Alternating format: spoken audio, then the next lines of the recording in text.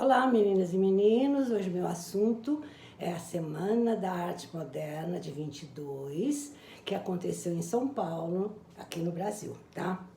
Bom, esta é a última aula deste ano, tá?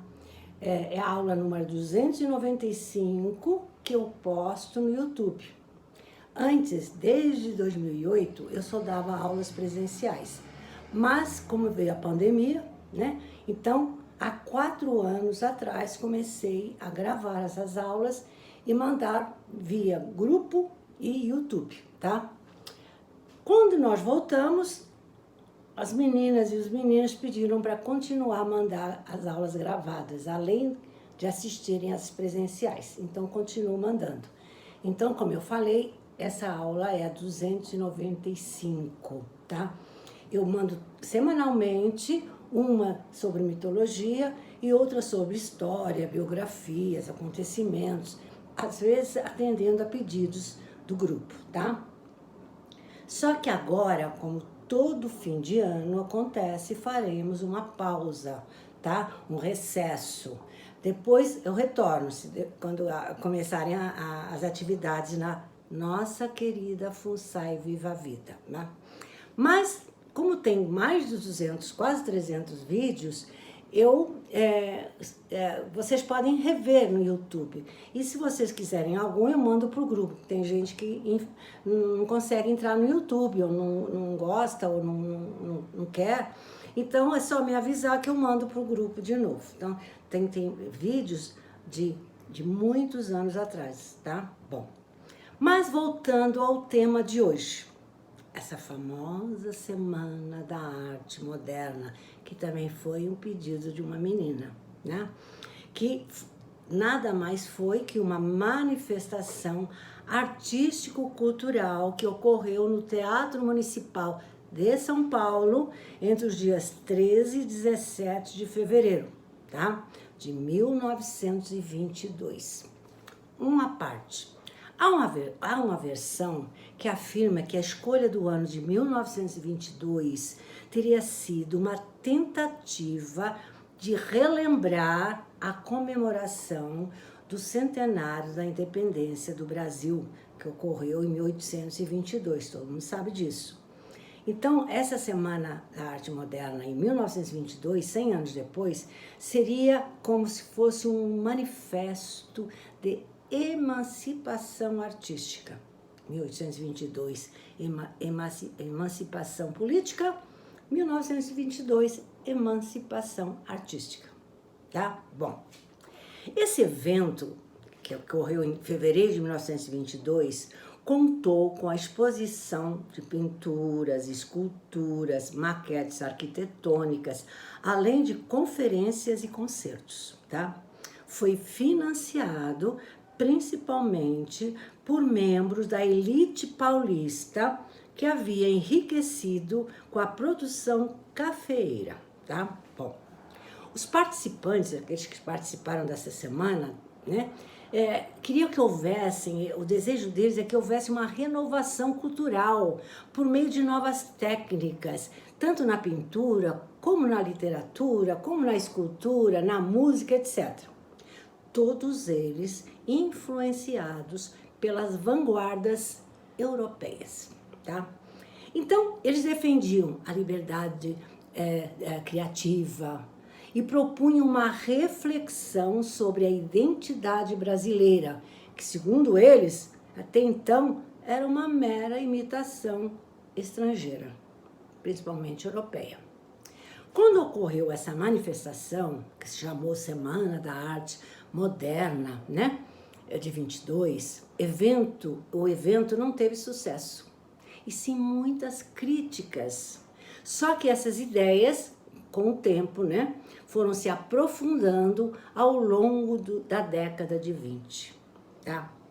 Bom, agora eu vou falar sobre os preparativos para essa semana. Os preparativos para o evento começaram já em 1921, por um grupo engajado nessa proposta, que entraram em contato, né, com esses empresários, né, de prestígio, né, e com o administrador do Teatro Municipal, e pediram para que fossem reservados dos dias 11 a 17 de fevereiro, tá? Realmente começou dia 13, mas eles precisavam organizar. Então, pediram de dia 11 a 17. Porque a abertura oficial ocorreu no dia 13 de fevereiro. Como é que começou essa abertura? Começou com pinturas, esculturas espalhadas pelo saguão do Teatro Municipal, provocando já aí um repúdio por parte do público que estava entrando, tá? A seguir, ocorreu uma conferência de Graça Aranha, intitulada A Emoção Estética da Arte Moderna, que também foi muito criticada. No dia 15 de fevereiro, Guiomar Novaes era para ser a grande atração da noite, mas, contra a vontade dos organizadores do evento, ela, no intervalo do espetáculo, tocou clássicos consagrados, sendo muito aplaudida, o que contrariou os organizadores. Eles queriam tudo moderno, né? Bom, o escritor Oswaldo de Andrade teve dificuldade para ler um fragmento de seu romance, Os Condenados, devido às vaias que recebeu. O único poeta mineiro a participar desse evento foi Agenor Fernandes Barbosa. Ele foi um dos poucos aplaudidos pelo público naquele evento. Ronaldo de Carvalho, poeta e político brasileiro, tentou ler o poema de Manuel Bandeira intitulado Os Sapos, poema que criticava o parnasianismo e seus adeptos. O público, com seu coro geral, atrapalhou a leitura do texto de Ronaldo de Carvalho. Só para lembrar, Os Sapos criticava o parnasianismo, que é uma escola, né, literária. Só para lembrar, parnasianismo foi um movimento literário caracterizado por um estilo poético que valorizava a cultura clássica. O termo Parnaso refere-se à montanha grega consagrada a Apolo e suas musas da poesia. Olavo Bilac fazia parte do movimento do parnasianismo, tá? Bom, mas voltando, dia 17 de fevereiro foi mais tranquilo do que o dia 15, tá? O público também foi mais reduzido. E aí portou-se até com mais respeito do que no dia 15, até que Vila Lobos entra para tocar. Mas entra de casaca, mas com um pé calçado com um sapato e outro de chinelo, o que fez surgir vaias impiedosas do público que estava lá, tá? Essa atitude dele entrar com um pé calçado e outro de chinelo, né, fez surgir vaias impiedosas por considerar uma atitude futurista e desrespeitosa com o público. Só que mais tarde, né, depois dessa crítica, dessas vaias, o próprio maestro disse que estava com um calo inflamado. Não se tratava de modernismo, e sim porque ele estava com um problema no seu pé, tá? Bom, isso ele teria dito, e por isso que ele foi de chinelo.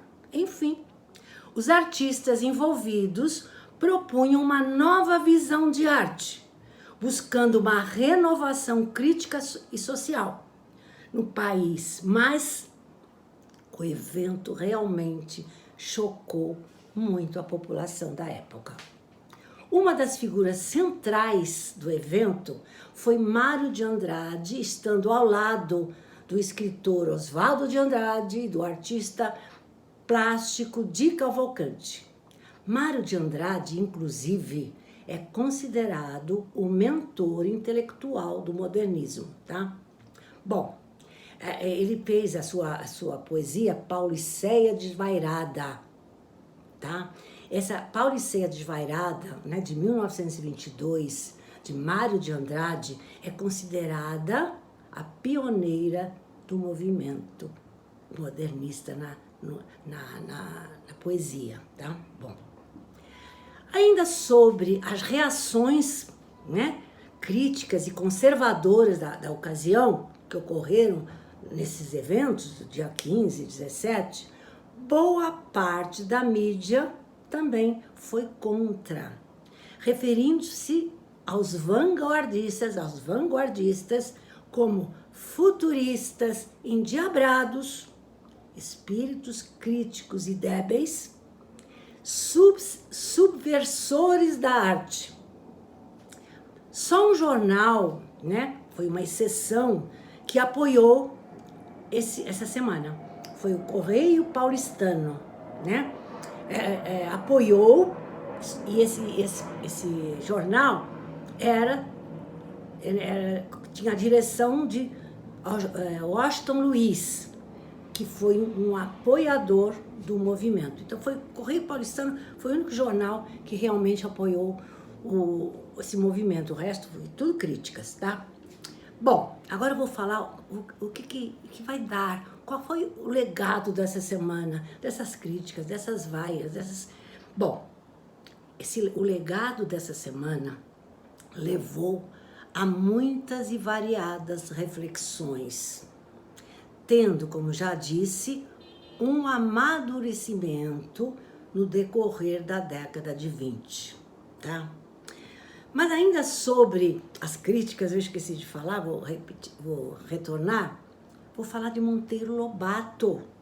Monteiro Lobato questionou que a mostra se tratava de um caso de paranoia, de mistificação.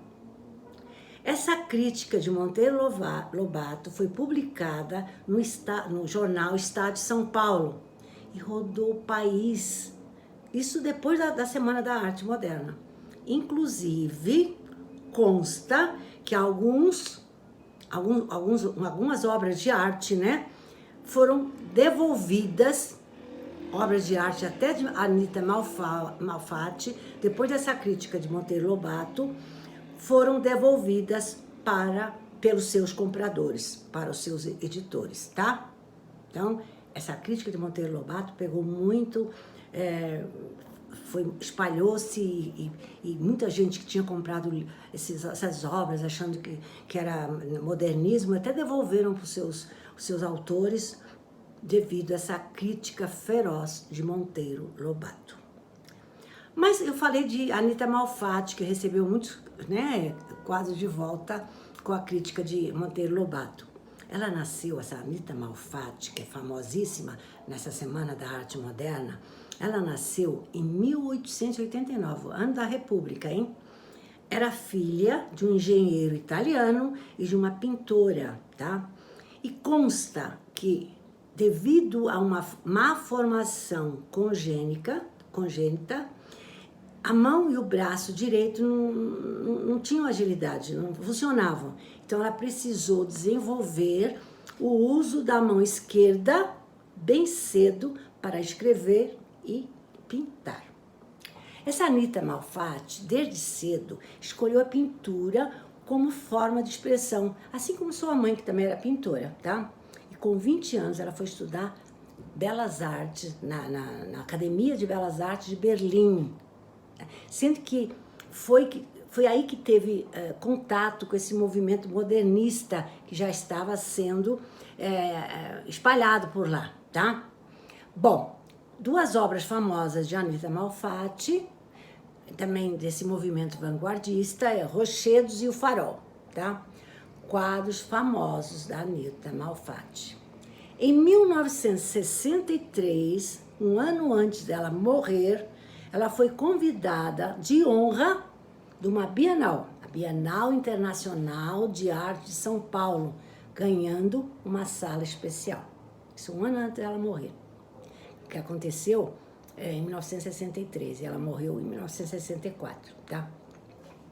Outro nome famoso que ficou, né, desse movimento modernista, todo mundo sabe, foi Tarsila Tarsila de Amaral, que nasceu em 1886, 2 anos antes da Mafalda, tá? E ela vai morrer em 1973. A Tarsila foi uma importante artista plástica do movimento modernista e seu quadro Abaporu, de 1928, inaugurou também o movimento antropofágico nas artes plásticas. Qual era o objetivo desse movimento antropofágico? Era assimilar novas culturas, já que o Brasil era um país miscigenado e possuía já muitas culturas na sua formação. Então, esse movimento antropofágico, né, ele queria que assimilassem mais novas culturas esse movimento, né? Não ficar só numa cultura, tá? Bom, Tarsila do Amaral, que eu estou falando, que fez a Abaporu, que é o quadro muito famoso dela, que inaugurou o movimento antropofágico. Ela casou 4 vezes. E já separada do 4º marido, ela ficou paralítica devido a uma cirurgia mal sucedida da coluna.